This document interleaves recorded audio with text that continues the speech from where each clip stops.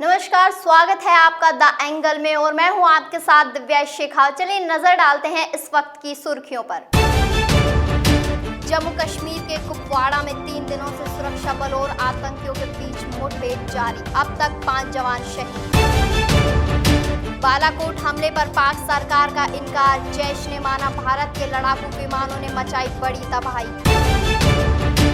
Lok Sabha ticket में कांग्रेस ने screening के लिए बनाए नए मानक, दावेदारी से बाहर हो जाएंगे प्रदेश के 22 नेता। गहलोत सरकार की किसानों को राहत देने की नई कवायद, सरकार देगी बिजली बिल में सालाना 10,000 का अनुदान। जम्मू कश्मीर के कुपवाड़ा में सुरक्षा बलों और आतंकियों के बीच गुरुवार रात से ही मुठभेड़ जारी है। इस मुठभेड़ में अब तक 5 सुरक्षाकर्मी शहीद हो चुके हैं। मुठभेड़ के दौरान शहीदों में 3 सीआरपीएफ जवान और 2 जम्मू कश्मीर पुलिस के जवान शामिल हैं। जानकारी के मुताबिक आतंकी एक घर में छिपे हुए हैं। बता दें कि सुरक्षा एनकाउंटर के बाद मलबे की तलाशी कर रहे थे, तभी अचानक एक आतंकी निकलकर फायरिंग करने लगा था। हंदवाड़ा के बाबागुंड में चल रही इस मुठभेड़ की वजह से स्थानीय लोगों में भी दहशत है। आतंकियों से मुठभेड़ के दौरान सीआरपीएफ की 92वीं बटालियन में तैनात उत्तर प्रदेश के मोदी नगर के विनोद कुमार शहीद हो गए थे। पाकिस्तान सरकार और पाकिस्तान मिलिट्री ने भले ही बालाकोट हमले में भारत की कार्रवाई में नुकसान को नकारा हो, लेकिन जैश ए मोहम्मद ने खुद पर हुए हमले की पुष्टि की है। जैश के मुखिया मसूद अजहर के छोटे भाई मौलाना अम्मार ने एक ऑडियो क्लिप में इस बात को माना है कि भारत के लड़ाकू विमानों ने बालाकोट में बड़ी तबाही मचाई है। सोशल मीडिया पर वायरल हो रहे इस ऑडियो में मौलाना अम्मार मकार्स पर बम गिराने की बात कर रहा है। इसके अलावा अम्मार भारतीय लड़ाकू विमानों द्वारा उन ठिकानों को तबाह करने पर बेहद नाराज लग रहा है जिसमें जिहाद सिखाया जाता है। ऑडियो में मौलाना अम्मार ने कहा, आज जब दुश्मन पहाड़ों को पार कर हमारी जमीन में घुसकर इस्लामिक सेंटर पर हमला किया, दुश्मन ने खुद ही सभी सवालों का जवाब दे दिया है। दुश्मन ने जंग का आगाज कर दिया है। पुलवामा आतंकी हमले का जवाब देने के लिए भारतीय वायुसेना ने बालाकोटा में स्थित जैश ए मोहम्मद के आतंकी ठिकानों को निशाना बनाया और वहां मौजूद सभी आतंकियों को मार गिराया था। इस हमले के लिए वायुसेना ने 26 फरवरी को ग्वालियर में अपने मिराज 2000 विमानों को स्पाइस 2000 गाइडेड बमों की कंप्यूटर मेमोरी को उपग्रह से प्राप्त तस्वीरों और सटीक भौगोलिक जानकारी से भर दिया था। इस प्रक्रिया का मकसद आतंकी ठिकानों पर सटीक निशाना लगाना था। इसलिए जब मिराज 2000 लड़ाकू विमानों की स्क्रीन पर हथियारों को लॉन्च करने का सिग्नल मिला तो पाकिस्तान अधिकृत कश्मीर के 2 से 10 किलोमीटर अंदर से इसे दागने पर इस बात की आशंका बेहद कम थी कि 1000 किलो का यह बम अपने लक्ष्य से कहीं भटक न जाए। लोकसभा चुनावों को लेकर पीसीसी चीफ एवं उप मुख्यमंत्री सचिन पायलट और प्रदेश प्रभारी अविनाश पांडे ने ये ऐलान किया है। विधानसभा चुनाव में हारने और जीतने वाले प्रत्याशियों को लोकसभा के चुनावी मैदान में नहीं उतारा जाएगा।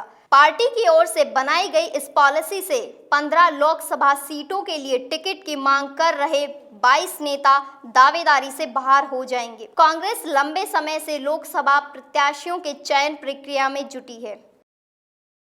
प्रधानमंत्री नरेंद्र मोदी के एलपीजी सिलेंडर पर दी जाने वाली सब्सिडी के तर्ज पर राज्य कांग्रेस सरकार ने कृषि बिजली कनेक्शन पर किसानों को सालाना 10,000 रुपए सब्सिडी देने का निर्णय किया है। प्रधानमंत्री किसान सम्मान निधि के तहत सालाना 6,000 रुपए की योजना के जवाब के तौर पर भी देखा जा रहा है।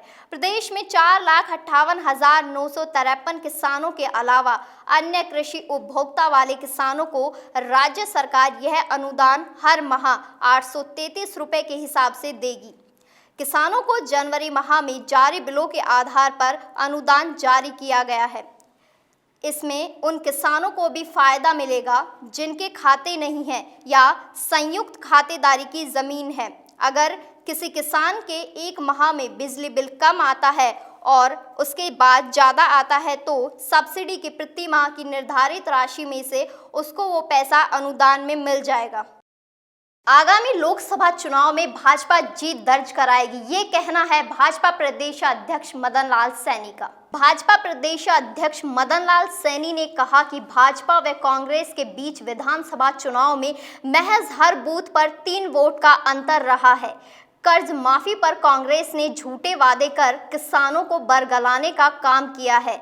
किसान कर्ज माफी व बेरोजगारी भत्ते जैसे झूठे वादे कर विधानसभा चुनाव में लाभ लिया है। सत्ता में आने के बाद कांग्रेस ने लूली लंगड़ी कर्ज माफी करने का काम किया है। यही नहीं, केंद्र सरकार द्वारा किसानों को जो लाभ पहुंचाने की कोशिशें की जा रही है, राज्य सरकार ने उनका लाभ भी किसानों को नहीं पहुंचने दिया है। कि कांग्रेस पार्टी ने जिस प्रकार से विधानसभा के चुनाव में थोथे नारे देकर किसानों को बरगलाने का काम किया, आज तक किसानों को जो कर्ज माफी की बात कही थी, वो लूली लंगड़ी भी कर्ज माफी किसान के जेब में, उसके खाते में पैसा नहीं गया। और तो और केंद्र सरकार की ओर से किसानों को 6,000 रुपया वार्षिक 2-2 हज़ार की किस्त के रूप में जो मिलने वाला था, राज्य सरकार उन कर्जदार किसानों की सूची भी केंद्र के मांगने पर नहीं दी। 26 तारीख को चूरू में और अपने संवाद में जब ये चर्चा आई, प्रधानमंत्री जी की ओर से इशारा किया,